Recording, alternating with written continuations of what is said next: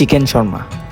Chicken Sharma তো রেস্টুরেন্টে অনেক রকমভাবে খেয়েছেন, এবার এভাবে নিজে বানিয়ে খেয়ে দেখুন। আশা করি আগে যা খেয়েছেন তার থেকে আলাদা টেস্ট পাবেন। শর্মা বানাতে কি কি ইনগ্রিডিয়েন্টস যাবে সব কিছু ডিটেলসে বলার চেষ্টা করব। প্রথমে দেখাবো শর্মা সস বানানো।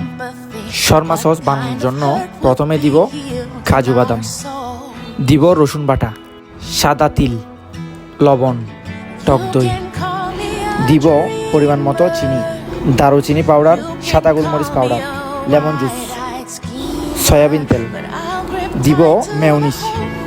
এবার ভালোভাবে ব্লেন্ড করে নিলেই তৈরি হয়ে যাবে মজাদার শর্মা সস। এবার দেখাবো শর্মা নান বানানো। দিব দুধ পাউডার, ইস্ট, চিনি, বেকিং পাউডার, লবণ, ডিম, সব কিছু দিয়ে ভালোভাবে মিশিয়ে নিব। সব কিছু ভালোভাবে মেশানো হলে এরপর এটা দিব ময়দা, দিব পরিমাণ মতো পানি। সব কিছু দিয়ে ভালোভাবে মিশিয়ে তৈরি করে নিব নানের খামির। এই খামির 30 মিনিটের জন্য রেখে দিব। 30 মিনিটের পর খামিটা ভালোভাবে রেডি হয়ে যাবে। এবার শর্মার নান বানিয়ে নিব।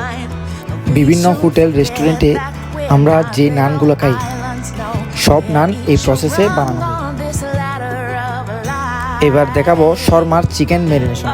দিব দারুচিনির গুঁড়া, দিব সাদা গোলমরিচের গুঁড়া, দিব পরিমাণ মতো লবণ এবং রসুন বাটা, দিব টক দই। ভালোভাবে চিকেন ম্যারিনেশন করে নিব। এবার এতে অ্যাড করব সামান্য পরিমাণে লেমন জুস। এবার ম্যারিনেশন করা চিকেন ভালোভাবে ফ্রাই করে নিব।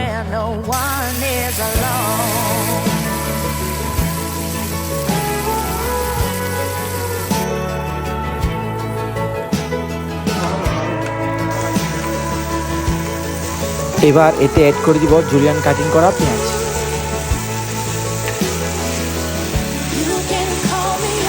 চিকেন ফ্রাই করা হয়ে গেলে জুলিয়ান কাটিং করা শসা এবং টমেটো, ফ্রাই করা চিকেন, তারপর দিব শর্মা সস।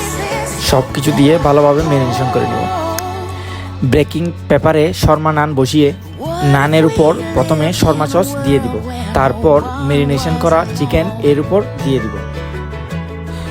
এবার বেকিং পেপার দিয়ে ভালোভাবে মুড়িয়ে নিলেই রেডি হয়ে যাবে দুর্দান্ত স্বাদের চিকেন শর্মা।